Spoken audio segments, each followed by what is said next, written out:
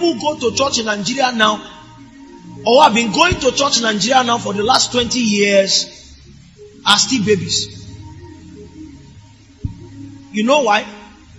People have been administering the word, but not sincerely.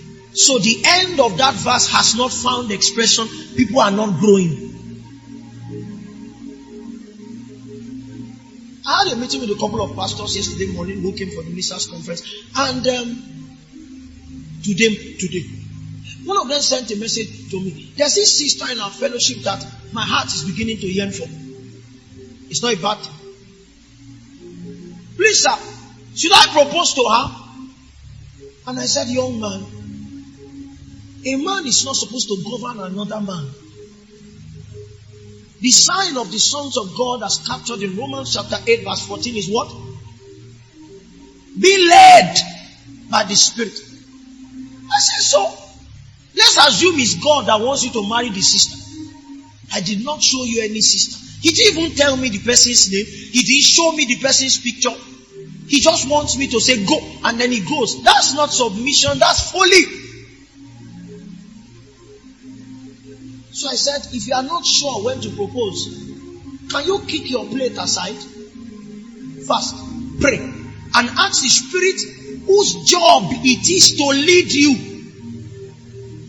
to tell you when to propose. It can be worse, because I've seen worse. So in our fellowship, there's Jane, Esther, and Blessing. So I choose one. It's not choose one for me to marry. It's choose one that he will marry. The reason why people operate like that is because there are certain administrators of the milk of the word who ensure that people are babies forever. They make every decision for them. I feel like going to Lagos. Should I go? Don't go today, go tomorrow. So he goes to Lagos not because the Spirit led him, but because a man led him. And if you stay under men for long, you find out that spiritual men don't always make spiritual decisions. May God give you understanding in that area.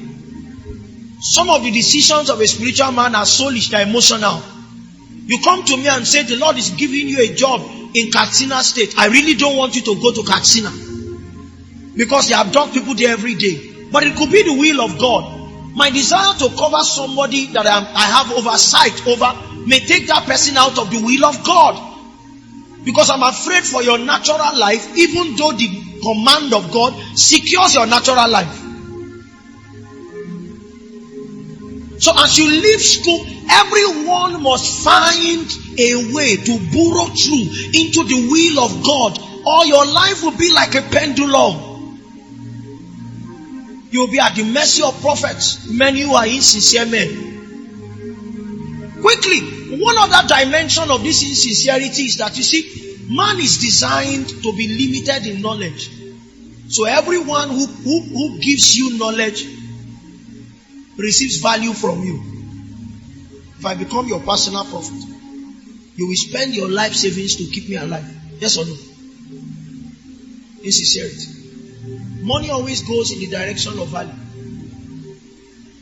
You have a dream, I interpret it. You have a problem, I solve it. But you have not been taught the tools to solve the problem yourself. I hear God for you. You have a spiritual ear, but it's dormant, insincere. So, even if your teacher is insincere, you must, as a newborn baby, desire the sincere milk of the word. Give me back my verse. That you may grow thereby. It's not so that you can preach. It's not so that you can teach. So we don't study to teach. Have you seen me open my notes? So where am I speaking from? I'm not speaking from my preparation. I'm speaking from how I live. That you may grow thereby. The proof of receiving sincere milk is that you are growing. How do we know that you are growing? Growth has only one calibration in the body of Christ. Is that at every time we compare you to Christ, we find out that you are becoming more like Him. In word, in thought, in deed, you are becoming more like Him. Just like if you want to know your height now, we need to look for it first for a standard measurement. And for length, what's the standard measurement? A meter. So we first need to look for an accurate definition of a meter. We stick it to the wall. Then we now put you beside it. That's how we measure growth in the body. How much of Jesus are you looking like? The more like him you become, the more powerful you become. The more like him you become, the more influential you become. The more like him you become, the more relevant to the agenda of God you will become.